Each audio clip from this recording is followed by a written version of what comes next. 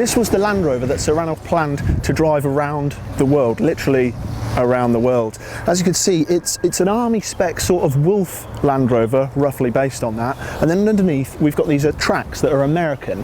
And I've been told by someone at Land Rover that they cost $1,000 each. Of course, you might be wondering how he was planning on driving it around the world when you've got stuff like water in the way. Well, this Land Rover really can go anywhere. See this bit? That's a prop shaft, and that was to go down to a propeller so that when this was sat on a pontoon, it could drive across the Bering Strait. Pretty hardcore. We wanted to do the first ever journey from land to land. That's 21,000 miles from the west coast of Ireland to the east coast of Newfoundland. The start point was where they made the film Ryan's Daughter, on the most westerly point of land, which is the Republic of Ireland. We would then go up to the crossing point, the nearest crossing between Ireland and the UK. We'd then land in England. We'd then go down to Dover. We cross to Calais. We then do the whole of Europe, go through the whole of the Soviet Union to Vladivostok, and then up from Vladivostok in between the little islands in the Bering Straits, where you land at a place called Prince of Wales, which is an Eskimo or Inuit village. We then drive through the whole of Canada to Newfoundland, and that would be the biggest obstacle, which is the big channel over to the last bit in St. John's, Newfoundland, because that's the second biggest rise and fall of tide in the world. And that's 21,000 miles, including 4 ocean crossings, without getting out of the vehicles, basically.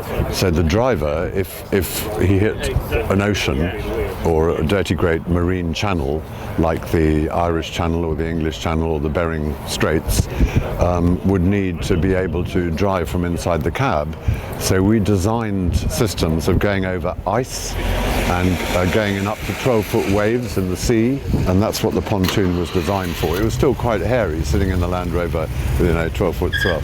And we eventually got the pontoons designed so that you could drive onto the pontoon, clamp the Land Rover down, switch the power takeoff, which only Land Rovers had at that point, into a hydraulic box.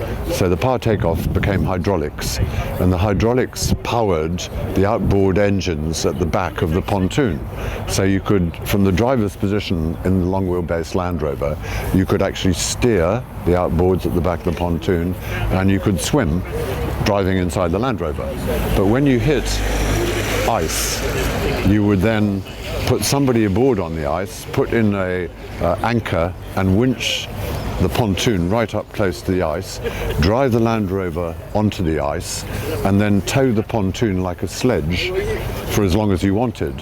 But then when we hit soft snow, we would take the wheels off the Land Rover and put triangular tracks, just light enough for a person to lift up.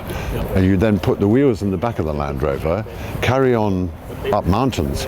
For instance, in Alaska, we crossed Breakheart Pass down to Nome, Alaska.